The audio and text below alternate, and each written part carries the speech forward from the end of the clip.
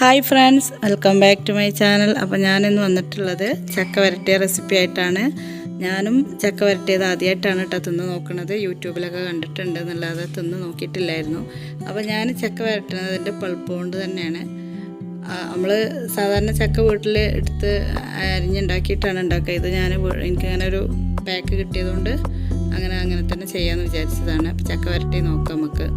ഇപ്പോൾ സീസൺ ആണല്ലോ ചക്കൻ്റെ. അപ്പോൾ ഇത് ഒരുപാട് നേരം വെച്ചിട്ട് ഇളക്കിയിട്ട് വേണം കേട്ടോ.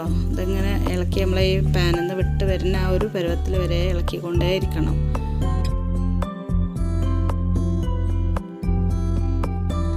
അപ്പോൾ ശർക്കര പാനി റെഡി ആയിട്ടുണ്ട് കേട്ടോ. അപ്പോൾ ഇനി നമുക്ക് അതിലേക്ക് ശർക്കര പാനി ചക്കയിലേക്ക് ഒഴിച്ച് കൊടുക്കാം.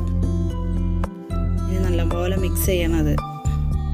കുറച്ചധികം നേരം വെച്ചിട്ട് ഇളക്കാണ്ട് കേട്ടോ. ഒരു അരമണിക്കൂറെങ്കിലും എടുക്കും ഇത് റെഡിയായി വരണമെങ്കിൽ. അരമണിക്കൂറിലേറാവും. ഞാൻ കുറച്ചധികം നേരം വെച്ചിട്ടാണ് ഉണ്ടാക്കിയിട്ടുള്ളത്.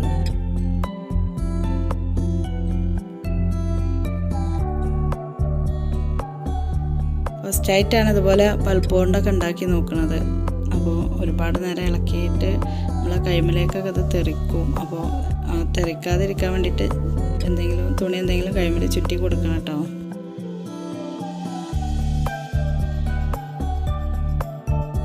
പിന്നെ ഇതിലേക്ക് കുറച്ച് നെയ്യ് ഒഴിച്ച് കൊടുക്കേണ്ടേ. പാനിൽ നിന്ന് ഇങ്ങനെ വിട്ട് പോരുന്ന നെയ്യ് ഒഴിക്കണതിനനുസരിച്ച് അതിങ്ങനെ പാനിൽ നിന്ന് വിട്ട് ഇങ്ങനെ പോന്നുകൊണ്ടിരിക്കണം. അപ്പോഴാണ് നമുക്ക് ഇതൊരു റെഡിയായി വരുന്നത് ആവുള്ളൂ കേട്ടോ.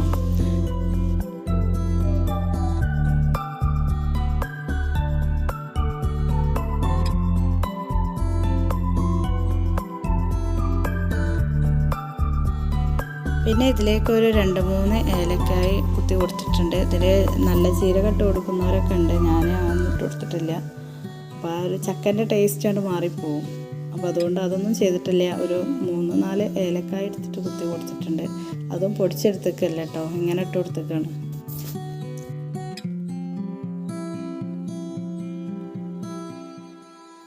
ഇപ്പോൾ ഇതാ കണ്ടില്ലേ, ഇതുപോലെ ഇങ്ങനെ പാനിൽ നിന്ന് വിട്ട് ഇങ്ങനെ നിൽക്കണം. അപ്പോഴാണ് നമുക്കിത് റെഡി ആയിട്ടുണ്ടെന്നുള്ളത് മനസ്സിലാവുക. ഇതൊരുപാട് വിട്ടിങ്ങനെ പോരുന്നുണ്ട്.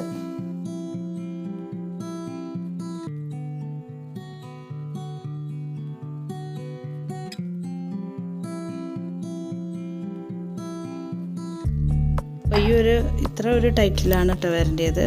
ഇനിയിപ്പോൾ അത് തണുക്കുമ്പോൾ ഒന്നും കൂടി ടൈറ്റായിട്ട് വരും.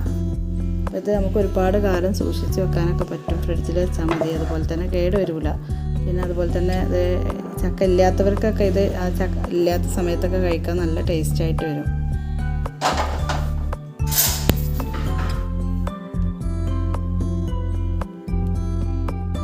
ഞാനും ഇത് ഫസ്റ്റായിട്ട് കഴിക്കണതുകൊണ്ട് തന്നെ എനിക്ക് മധുരം ഇഷ്ടമുള്ള ആളും കൂടി ആയതുകൊണ്ട് തന്നെ എനിക്കിത് ഭയങ്കര ഇഷ്ടമായിട്ടുണ്ട് കേട്ടോ.